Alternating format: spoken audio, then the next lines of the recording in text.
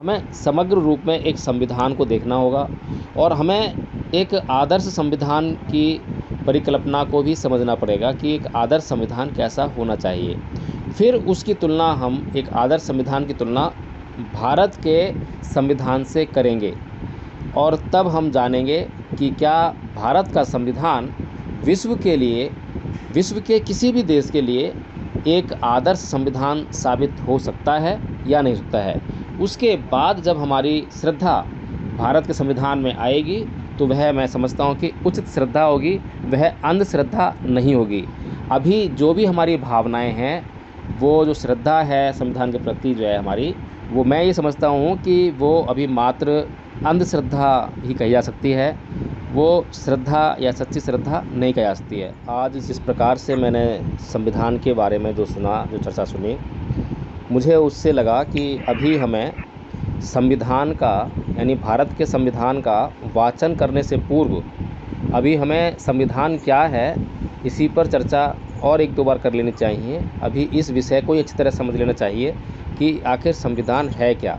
आज जो संविधान क्या है इस विषय पर जो चर्चा हुई है और जो अभी सभी साथियों ने यहाँ पर जो है चर्चा की है, तो उसमें मुझे लगा है कि ऐसा अनुभव हुआ है कि उस चर्चा में अपनी भावनाएं प्रकट की हैं, क्योंकि संविधान हमारी भावनाओं में जुड़ा हुआ है और संविधान का हर कोई जो है केवल एक पुस्तक के रूप में सम्मान नहीं करता है, बल्कि पुस्तक से कहीं अधिक वह अपने जीवन में उसको सम्मान देता है, महत्व देता है।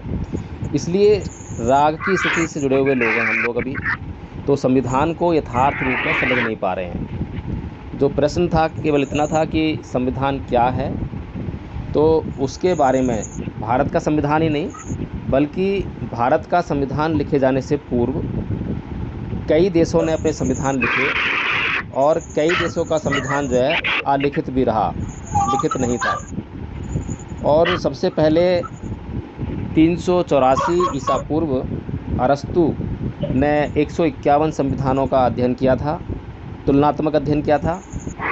तो संविधान की जो बात है हम देखते हैं कि अरस्तु के समय से पहले चली आ रही है, यानी कि अगर उस समय 151 संविधान है तो उसके बाद जो है सोच करेंगे तब ठीक आएगा। श्रीपाल कमाई सोच तो ठीक आएगा। तो आज जो है केवल इतना संदर्भ था, भारत के संविधान को अभी हमने छुआ नहीं है, भारत के संविधान की तरफ अभी हमने देखा भी नहीं है। अभी केवल हम संविधान को जान रहे हैं कि संविधान क्या है और संविधान हमारे लिए क्यों आवश्यक है, केवल इतना। तो अभी मैं कुछ प्रश्न और आप लोगों को दे देता हूँ, यदि कोई साथी नोट करने की स्थिति में हो तो नोट कर लें और उन्हें जो है व्हाट्सएप ग्रुप में प्रेषित कर दें। और उन प्रश्नों या विषयों के संदर्भ में हम लोग चर्चा करेंगे और पहले हम अच्छी तरह से ये समझने का प्रयास करेंगे कि संविधान क्या है। जब तक हम यह नहीं समझ लेते कि संविधान क्या है, तब तक हम भारत के संविधान को भी अच्छी तरह से समझ पाने में सक्षम नहीं होंगे। तो सबसे पहला तो प्रश्न यही है कि संविधान क्या है, इसको नोट कर लें आप जो है, संविधान क्या है, इसी पर चर्चा होनी है अभी।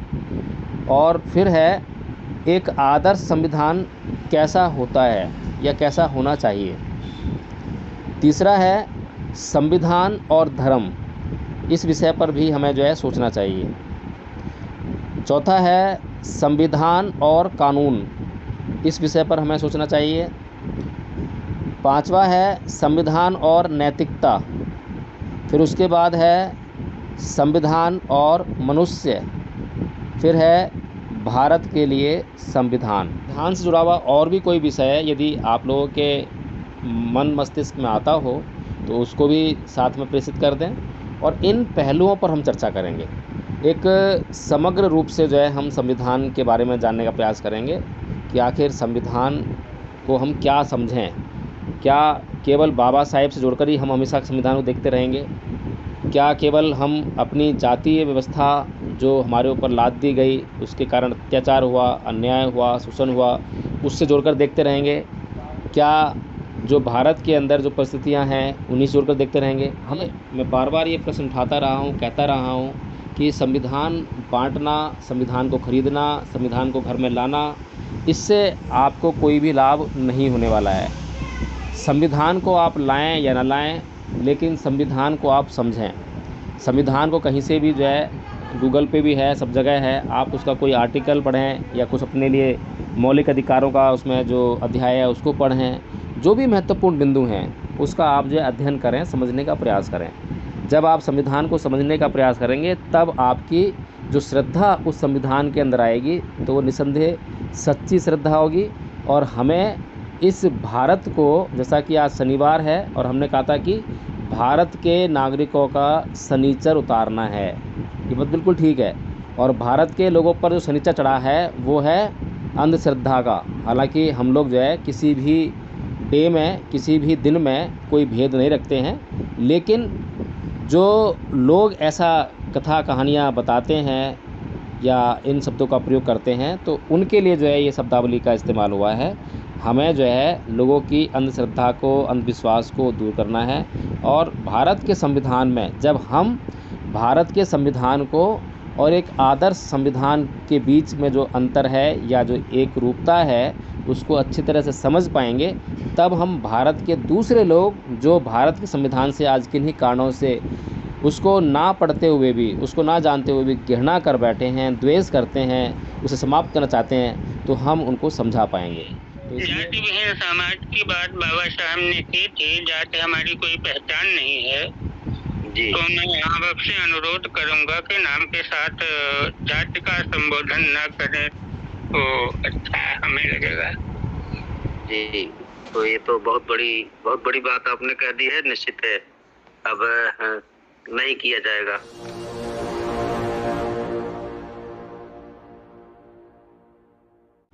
ऐसा मार्ग जो समता का बोध हो, उसी संबोधियान को साध करके बाबा साहब ने संविधान लिखा, यानी समता का विधान।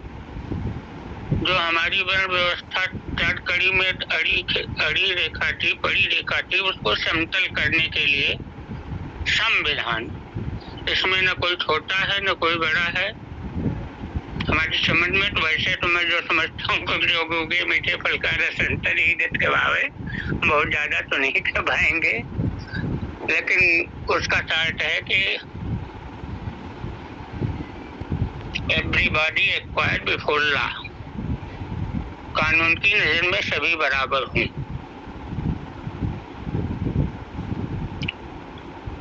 यानी ऐसा मार्ग जिससे समता का बोध हो, उसी को संविधान के रूप में बाबा साहब ने संबोधित किया जी। बहुत बहुत साधुवाद आपका जी। आदरणीय वकील साहब कृपया बताएं। जी, मैं संघ से बीच बीच में प्रश्न करने की अनुमति चाहता हूं ताकि संघ से जो है थोड़ा सा प्रश्न बाहर किए जाएं। वैसे तो मैं ये कहूँगा कि संविधान से जुड़े हुए जितना आपका और आपके पेशे वाले होते हैं उतना हम लोग नहीं है, सामान्य चीज जानते हैं। तो निश्चित रूप से जब तक आज का संविधान के दिन आप ही संचालन करें तो और ज्यादा नहीं, इसकी कोई आवश्यकता नहीं है आदरणीय प्राचार्य जी। बस मैं बीच बीच में जो है जब मेरे मन में कोई प्रश्न उठे किसी भी वाचनकर्ता से या वक्तव्य जो भी रख रहे हो अपना, उनसे जो है, ताकि हम लोग जो है और अच्छी तरह से चीज़ों को समझ सकें और उनको ग्रहण कर सकें, इसलिए बीच में थोड़ा सा प्रश्न कई बार उठते हैं तो वो करने की अनुमति मैं संघ से चाहता हूँ। जी, स्वागत है आपके लिए। जो है कोई रोक टोक नहीं, आप बेरोक टोक जब भी आपको जरूरत लगती है आप तुरंत जो है बताएं और हम लोगों को मार्गदर्शन करें संविधान पर। साधुवाद, धन्यवाद एवं आभार आपका संचालनकर्ता जी। तो आदरणीय श्री पाल जी, जैसा कि आपने जो बताया है संविधान के बारे में कि समता का विधान और जहाँ पर सभी को एक समान समझा जाए, वास्तव में ऐसी भावना तो संविधान से निकलकर आती है, लेकिन क्या प्रथम बार बाबा साहेब ने संविधान बनाया? जिस प्रकार से आपने संविधान को परिभाषित करने का प्रयास किया है तो उससे ऐसा लगता है कि प्रथम बार जो है बाबा साहेब ने ही संविधान को बनाया हो। तो ये एक हमारी भावना तो सकती है, लेकिन यथार्थ को भी हमें समझना चाहिए। तो मैं जानना चाहता हूँ कि क्या प्रथम बार संविधान को बाबा साहेब ने बनाया या उससे पहले भी संविधान बने थे? उसके पहले तो ये मनुष्य मनुस्मृति का विधान था, संविधान तो नहीं था हमारी समझ में। क्या पूरी दुनिया में कोई संविधान नहीं बना? क्या पूरी दुनिया में कभी कोई संविधान नहीं बना 1950 से पहले? नहीं, संविधान तो अन्य देशों में बने थे। तमाम देशों के संविधान के मूल तत्वों को खोज करके बाबा साहब ने अपने विधान में जोड़ा है। और गवर्नमेंट ऑफ इंडिया एक्ट 1935 का जो है उसके बारे में आपको जानकारी है? बहुत सी चीजें छत्रपति साहू जी ने, जैसे आरक्षण की बात है, शिक्षा की बात है, वेतनदार अध्यापकों की बात है, और ये सस्ते दर के गले के विधान को तो छत्रपति साहू जी ने बनाया था। आरक्षण का विधान वो बनाए थे, उसको संविधान के विशेषज्ञ थे, इसको थोड़ा सा और मजबूती से पावरफुल बना के लगाए थे। इसमें तमाम चीजें साहू जी ने भी लगाए थे, बनाए। जी जी जी, बहुत बहुत धन्यवाद आपका। तो जो बाबा साहेब ने जो संविधान बनाया उससे पहले गवर्नमेंट ऑफ इंडिया एक्ट अंग्रेज़ों के द्वारा बनाया गया संविधान भी था, इसकी जानकारी है आपको? ऐसा कुछ 1935 में शायद बना था क्या? जी, तो आप ये और बताइए कि संविधान क्या होता है? 1935 में भारतीय स्वतंत्रता अधिनियम बना था, ये हमको याद आ रहा है। वो तो 1947 बना था। इंडियन इंडिपेंडेंस एक्ट जो है 1947 में बना था। वो तो जब भारत को आज़ादी दी गई तब वो बना था। खैर, भारत का संविधान जो है आप उसकी हम चर्चा कर रहे हैं, तो संविधान क्या होता है इसके ऊपर कुछ प्रकाश डालेंगे आप? अब इतनी गहराई से तो हम नहीं पहुंच पा रहे हैं। कोई बात नहीं, बहुत साधुवाद। आदरणीय प्राचार्य जी, संचालक महोदय जी, आगे बढ़ें। जी, बहुत बहुत साधुवाद। तो इस कड़ी में बहुत अच्छा आपने बताया आदरणीय श्रीपाल यादव जी, आपका इसके लिए साधुवाद। हाँ जी, बोलें, आपकी आवाज आ रही है।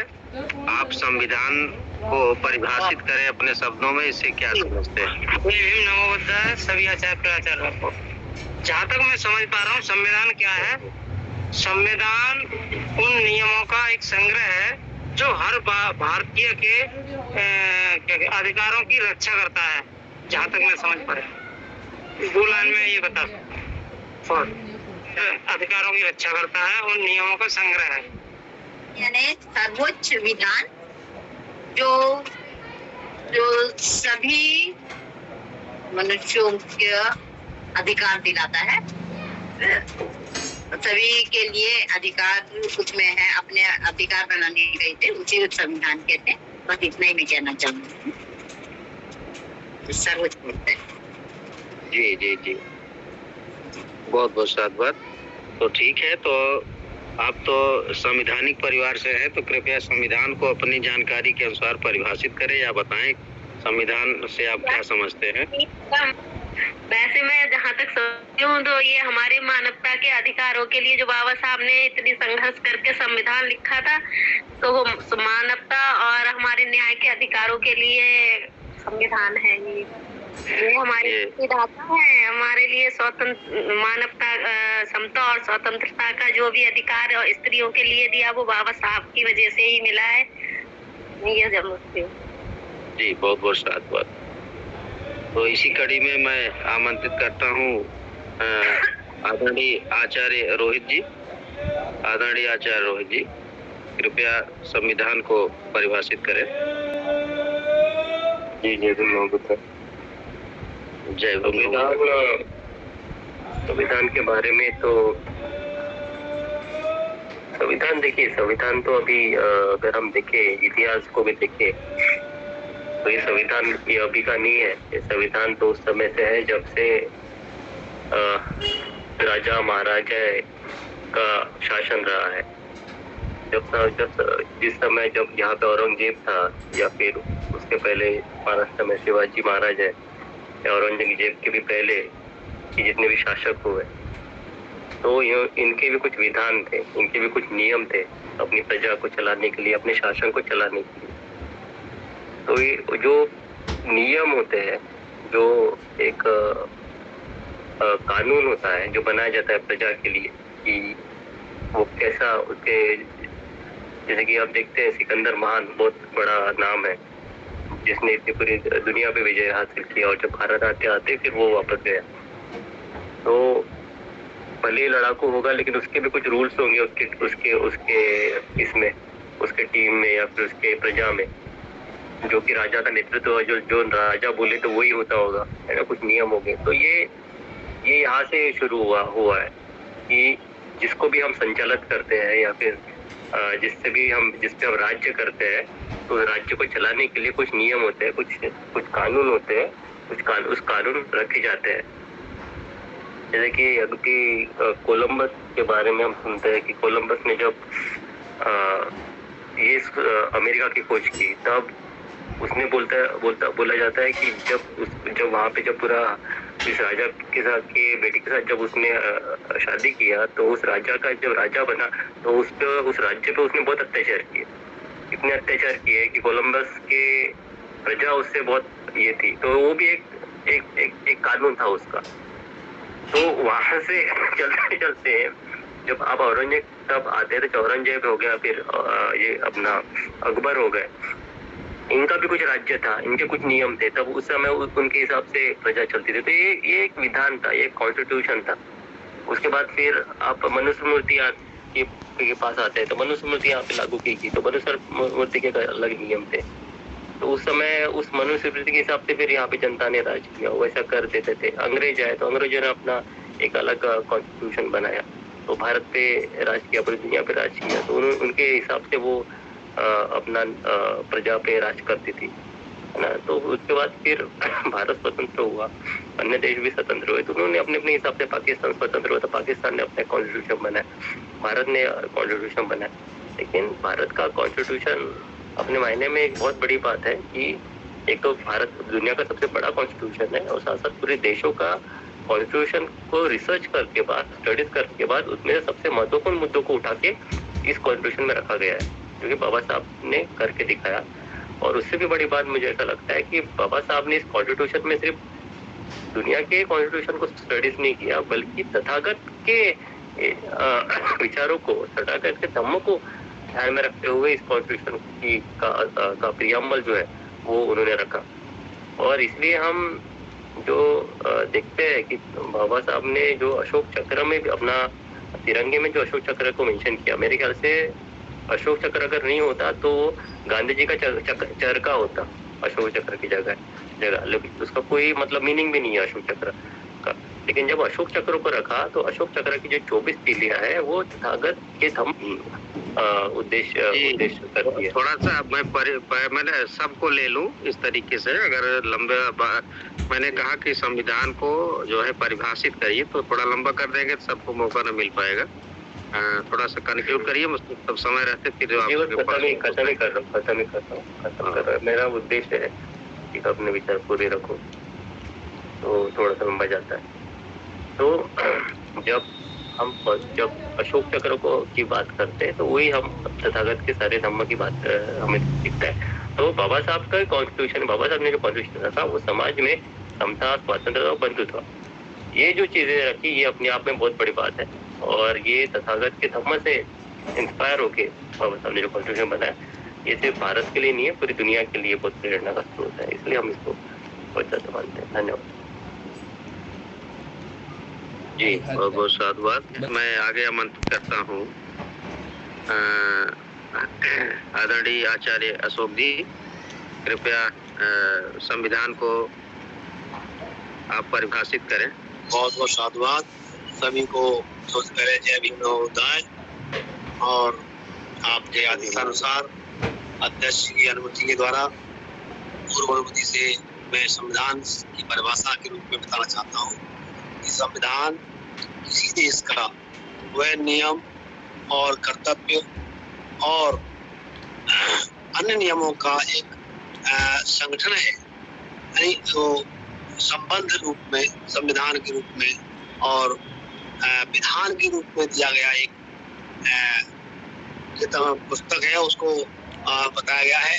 इस प्रकार से समान नियमों को एक संबद्ध करके एक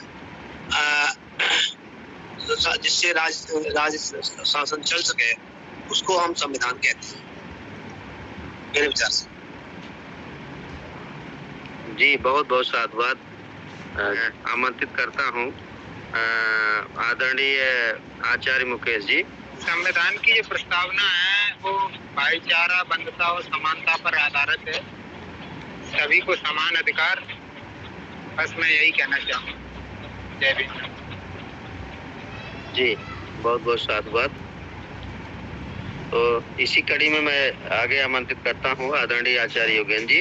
कृपया संविधान क्या है इसके बारे पर, इस पर आप जो है अपने विचार रखें, परिभाषित करें संविधान क्या है। जी आदरणीय आचार्य जी, आपका बहुत बहुत साधुवाद, बहुत बहुत आभार। आदरणीय अध्यक्ष जी की पूर्व अनुमति से और आपके निर्देशन में मैं शुरू करता हूँ। आपका प्रश्न है संविधान क्या है। तो संविधान मूल सिद्धांतों का एक समुच्चय होता है, जिससे कोई भी राज्य हो या देश हो या कोई भी संगठन हो जो अभिशासित होते हैं और उन नियमों का वहाँ पर पालन होता है, उसके आधार पर वो चलते हैं या कार्य करते हैं। वह किसी भी संस्था को परिचालित करने के लिए बनाया हुआ एक नियमों का जो संहिता हम कह सकते हैं, नियमों की पुस्तिका कह सकते हैं, तो वह संविधान है। और संविधान प्रायतः जो लिखित होते हैं। जी मैं यही जी बहुत बहुत धन्यवाद। आदरणीय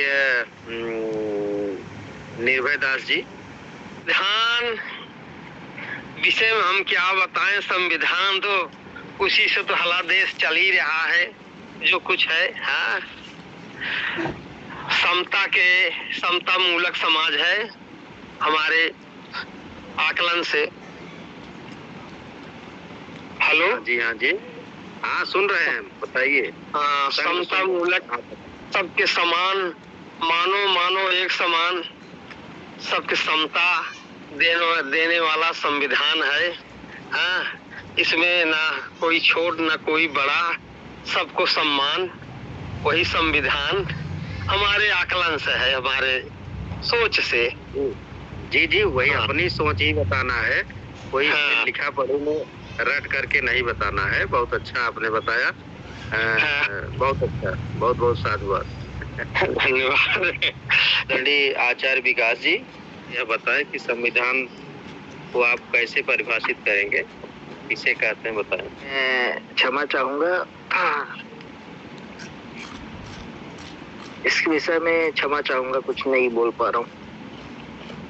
जी संविधान को अपने शब्दों में कुछ भी बताएं, ऐसा ना कहें, ऐसा नहीं कुछ संविधान से आप समझते नहीं है। जी सबका एक संविधान बना हुआ है, सबका राइट है, यही बोलना चाहूंगा। जी कोई बात नहीं, बहुत अच्छा। तो इस कड़ी में मैं आगे आमंत्रित करता हूँ आदरणीय आचार्य सत्येंद्र जी। आदरणीय आचार्य सत्येंद्र जी। जी आदरणीय प्राचार्य जी, जय भीम नमो बुद्धाय। सभी को जय भीम नमो बुद्धाय। आपका जी, क्योंकि आपको जानकारी है कि आज संविधान पर चर्चा होनी है के विषय में आज की चर्चा है, इस पर मैं तो विशेष नहीं कुछ कह सकता हूँ, बता सकता हूँ, थोड़ा अन्य काम में व्यस्त है, लेकिन संविधान से हमें बहुत कुछ मिलता है। संविधान हमें बोलने की शक्ति देती है।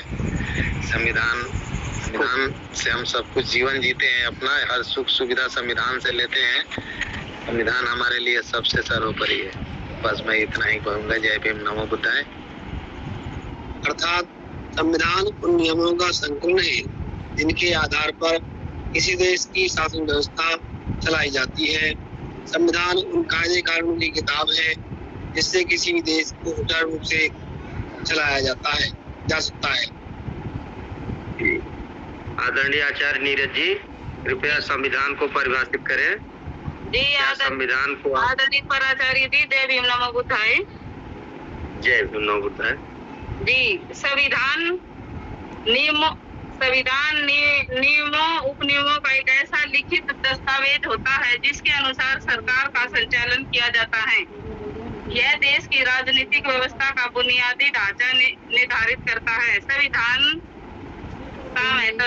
यह सूचित करता है कि कानून कौन बनाएगा। यह समाज में शक्ति के मूल वितरण को स्पष्ट करता है। यह समाज निर्णय लेने की शक्ति जिसके पास होगी तथा सरकार का निर्णय कैसा होगा निर्धारित करता है।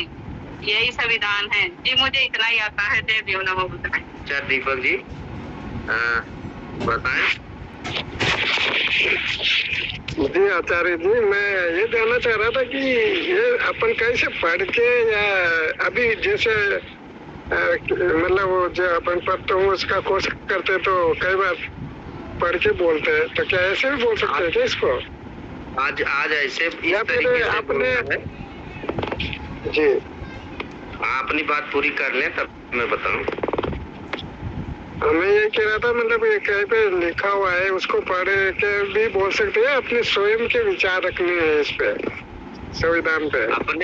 अपने आज शुरुआत है परिचय की कड़ी में कि आपका पूर्व ज्ञान कितना है संविधान पर, तो यही बताना है कि आप उस चीज को क्या समझते हैं, कैसे समझते हैं, क्या जानते हैं, इसके संविधान को से आप क्या समझते हैं, यही इसमें बताना है। आप क्या समझते हैं अपने शब्दों में बताना है। जी ये बात तो ठीक है कि एक किताब है, उसी के मतलब जिसमें नियम कानून बनाए गए हैं हर इंसान के जीने के लिए, मतलब बोलने का अधिकार दिया गया है, समानता का अधिकार दिया गया है हर जानवर को भी, और जो सर्दी है लेकिन वो बोल नहीं पाते ऐसी चीजों को भी उसमें जीने का अधिकार है।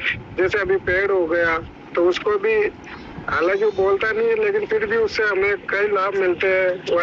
वायु सांस लेने के लिए वो ऑक्सीजन देता है, खाने के लिए फल देता है, फूल देता है। तो हर चीज तो ऐसे संविधान में ऐसे कानून लिखे गए हैं जो उनके आधार पे सभी को जीने का अधिकार है और बोलने का अधिकार है, हर चीज का अधिकार है। और मैं मानता हूँ कि जो जीने का अधिकार, ये अधिकार तो स्वयं ईश्वर भी नहीं देता है, और वैसे ईश्वर तो होता भी नहीं, लेकिन जो बताते हैं, जो उसके हिसाब से मैं बता रहा हूँ, जिसके हिसाब से मैं मतलब अभी तक चलता आया हूँ उसके आधार पर बता रहा हूँ ये बात। तो बाकी वो चीज तो जीने का अधिकार तो वो भी नहीं देता है। जैसे देवी देवताओं को भी बकरे चढ़ाए जाते हैं, मुर्गे चढ़ाए जाते हैं, तो वो देवी देवता भी जब जीने का अधिकार नहीं दे सकते, लेकिन वो चीज हमें संविधान ने दी है।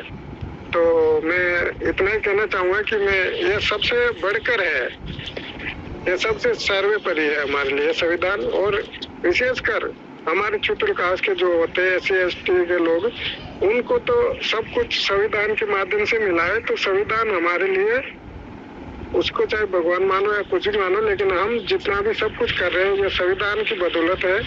तो संविधान को हमें नहीं भूलना चाहिए।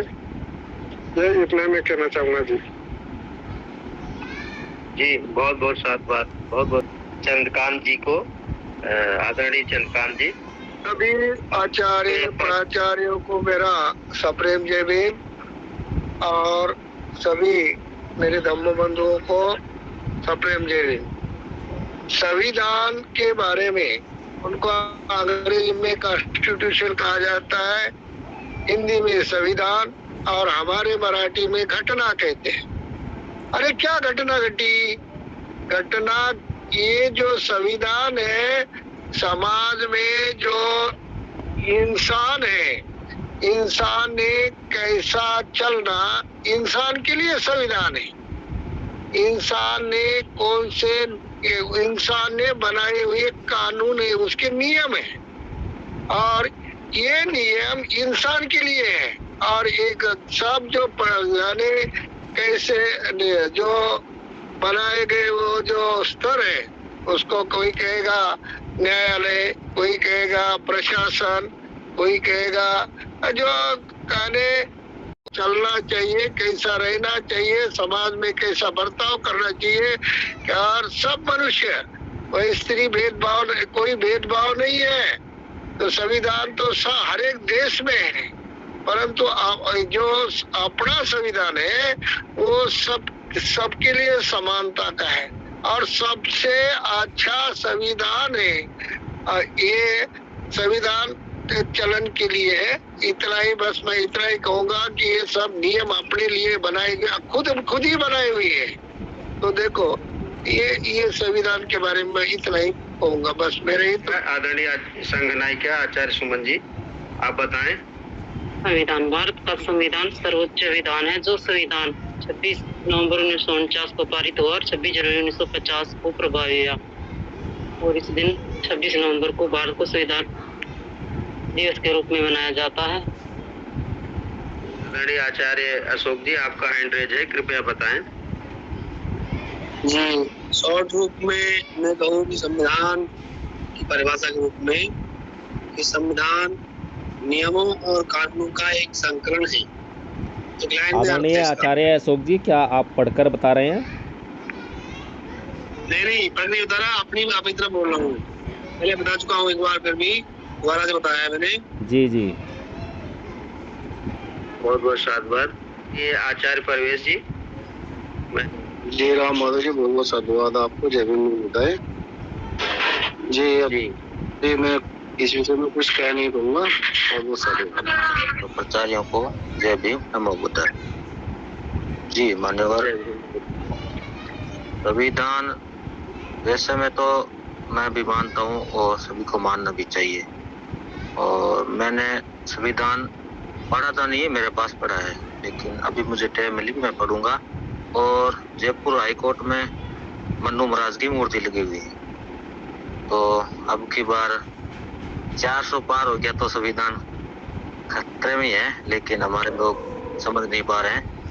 आदरणीय आचार्य किशोर जी, संविधान क्या है उसके बारे में बताने का प्रयास करें। आप जो बता रहे हैं वो भारत की परिस्थितियाँ बता रहे हैं। आप संविधान क्या है, अगर उसके बारे में कुछ जानते हैं तो वो बताएं। जी, संविधान ये है कि राजस्थान में यहाँ पे जातिवादी ज्यादा है, लेकिन संविधान की वजह से हम आज़ादी से जी रहे हैं और जहाँ भी बैठते हैं तो संविधान की वजह से बोल पाते हैं, संविधान वजह से उठ पाते हैं। लेकिन यहाँ पे देवी देवता के मंदिर भी बहुत है, उसके वजह से हम कुछ नहीं कर पाते हैं। यहाँ पे तो केवल हम संविधान को ही मानते हैं। मैं तो इतना ही जानता हूँ और आप हमसे छीने वो जानते हो, इतना ही मुझे ज्ञान है। लेकिन सब कुछ संविधान की वजह से हम थाना कचहरी जहाँ भी जाते हैं तो संविधान की वजह से ही बोल पाते हैं। लेकिन और तो सारे कुछ है देवी देवता, उसको तो हम मानते भी नहीं है और संविधान की वजह से बोल पाते हैं। जी मान्यवर जी। अब आप बता सकते हैं, अब आप बताएं संविधान किसे कहते हैं, जी बताएं। जहाँ तक मेरी जानकारी है संविधान के बारे में, मैं इतना कहना चाहता हूँ कि संविधान किसी देश की वह कार्य प्रणाली है जिसके तहत जो है उस देश की शासन व्यवस्था चलती है, जिसमें मानव के नागरिक के यथोचित अधिकार एवं कर्तव्य जुड़े होते हैं। बस इतना मैं कहना चाहूंगा संविधान के बारे में। मैंने सोचा कि मैं भी कुछ कह दूं, बता दूं, और विशेष जानकारी तो नहीं है। जी, कोई बात नहीं, केवल परिचय आज हो रहा है। अब आप समझेंगे कि सप्ताह में अब संविधान की चर्चा होगी। जी। तो जैसे सभी लोगों ने कहा कि मानव के लिए संविधान है, निश्चित रूप से मानव मात्र को ध्यान रख करके मानव ने ही संविधान बनाया है। धन्यवाद, साधुवाद। सभी आचार्य प्रचारों को बताए।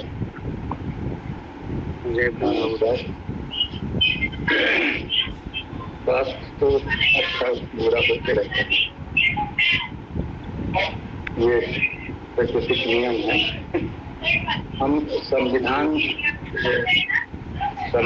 जो है हमारा जान है, प्राण है, जीवन है। संविधान के बदौलत ही हम कोई कार्य करते हैं, कर सकते हैं। संविधान में हमें सभी तरह के अधिकारों का बहुत भली भांति से विवरण सहित व्याख्या के सहित दिया गया है।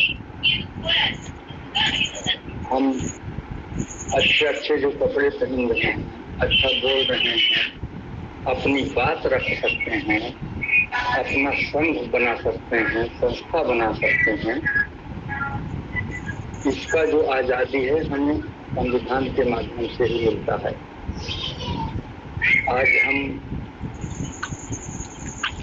पैदल से cycle, motorcycle, car, motor car से हवाई जहाज तक का सफर कर लेते हैं। ये संविधानिक आज़ादी है हमें, इसको चलते हम सब कर पाते हैं।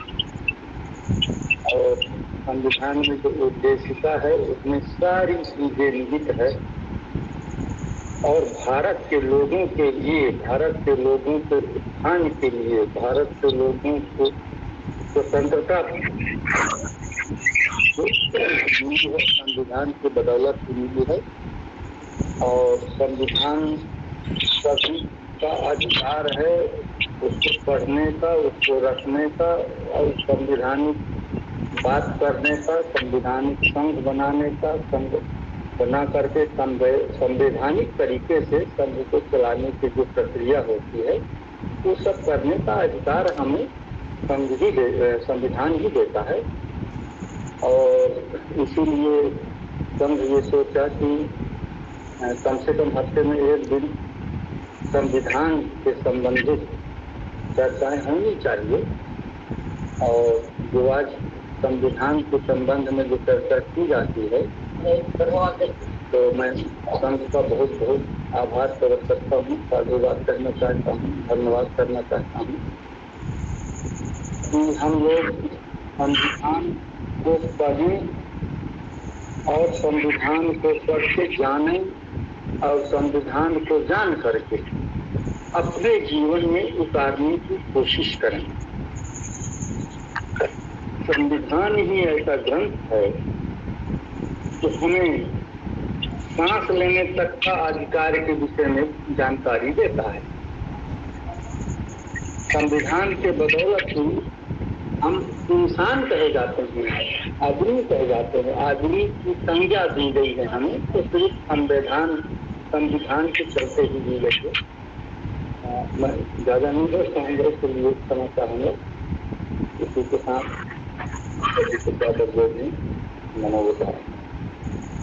जी बहुत बहुत साधुवाद आपका। जी आदरणीय संघ नायिका आचार्य सुमन जी कृपया बताएं।